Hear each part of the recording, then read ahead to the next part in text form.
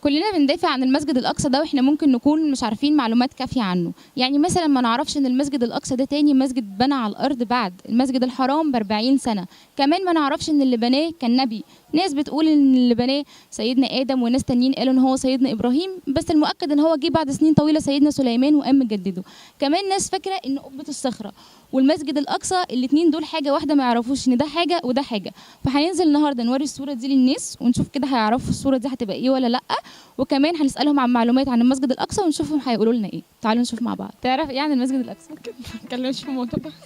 ليه؟ بصراحة يعني ما رحت، يعني أعرف عنه إنه مسجد كويس وحلو، بس ما رحتش هناك ولا شفت ولا الكلام ده. ان شاء الله والف الف مبروك. هم بيقولوا المسجد الاقصى هو قبة الصخرة. هو مسجد وموجود في فلسطين والناس بتصلي فيه واسرائيل محتلاه.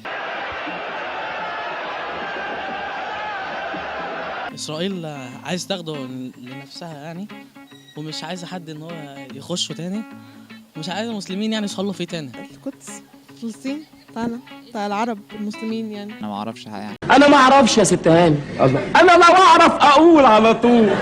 نعرف ان هو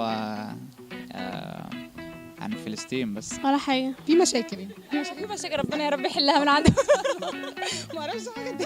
معلم مهم للمسلمين، وكان هو يعني القبلة قبل مكة، كان هو القبلة للمسلمين. ايه الفرق بين البيت المقدس والمسجد الاقصى؟ زي الفرق بين السماء والأرض. جنبه بشويه بس ما اعرفش الفرق بقى. جنبه كتير يعني نروح له بتاكسي طيب؟ لا مش مسافه يعني طويله. لا دي حاجه ودي حاجه. لا مش عارف. دي مسجد يعني. لا مش عارف يعني ايه بيت المقدس. لا انا مش متابع يعني السياسة وكده فمش حافظ. هو في فرق اصلا؟ في اثنين، في واحد قبة الصخرة اسمه ولا حاجة، قبة الصخرة، وواحد مسجد الأقصى. المسجد الأقصى احنا فاكرينه المسجد الأقصى كده قديم. ايه بقى علاقة ده بالسؤال اللي انا سألته؟ غير شيء دعوة.